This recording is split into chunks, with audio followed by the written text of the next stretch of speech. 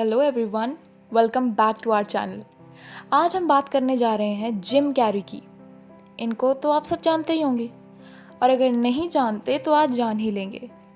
Jim Carrey एक Canadian American comedian और actor हैं जो कि पूरे वर्ल्ड में अपने कॉमिक रोल्स के लिए जाने जाते हैं।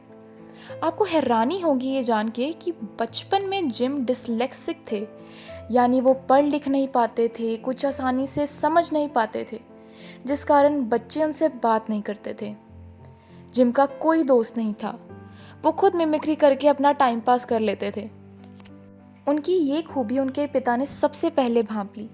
वो एक दिन उन्हें किसी क्लब में स्टेज शो के लिए लेकर गए, but his first show was a big flop. लोगों ने उनका बहुत मजाक उड़ाया।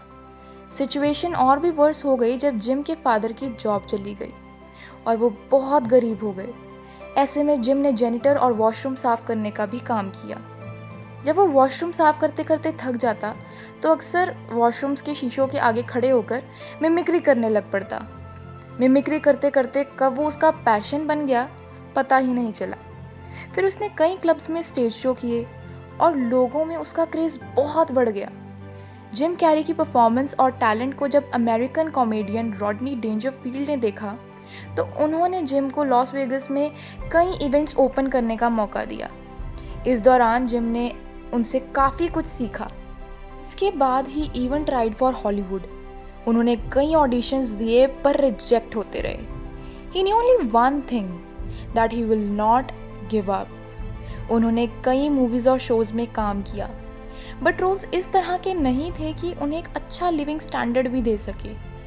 After struggling for 10 years, he finally got something big in 1990. The show was in living colors.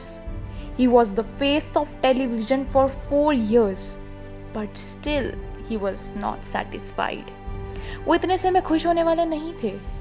In 1992, उन्होंने एक चेक निकाला और उस पर $10 million का अमाउंट भरा और अपना नाम लिख दिया।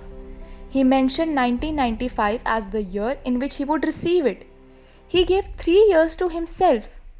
In these 3 years, he not only did hard work, but उन्होंने बहुत सारी विजुअलाइजेशन और सेल्फ बिलीव भी की। ये साइकोलॉजिकल टेक्निक्स हैं। जिम विजुअलाइज करता था खुद को कई बड़े डायरेक्टर्स के साथ और खुद पर बिलीव रखता था इतना कि मान लो उसे ये 3 साल बाद $10 million का चेक हासिल हो ही जाएगा। This is unbelievable.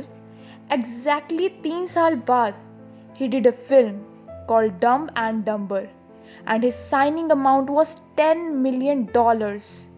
Can you believe this? एक के बाद एक मूवी हिट हो गई। जिम को वो सब मिला जो वो चाहता था, पैसा, नाम, शोहरत।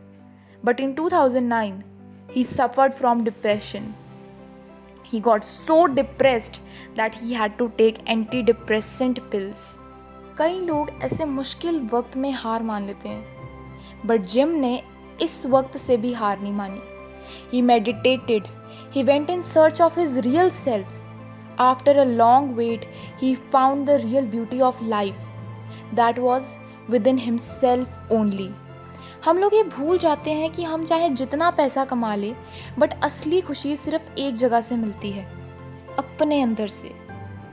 This was the journey of a dyslexic kid who did visualize, dream, self-belief, hard work, who never gave up and became the master of not only his art but also of life. Thank you for watching, guys. Give like to the journey of this wonderful man and don't forget to subscribe our channel and press the bell icon.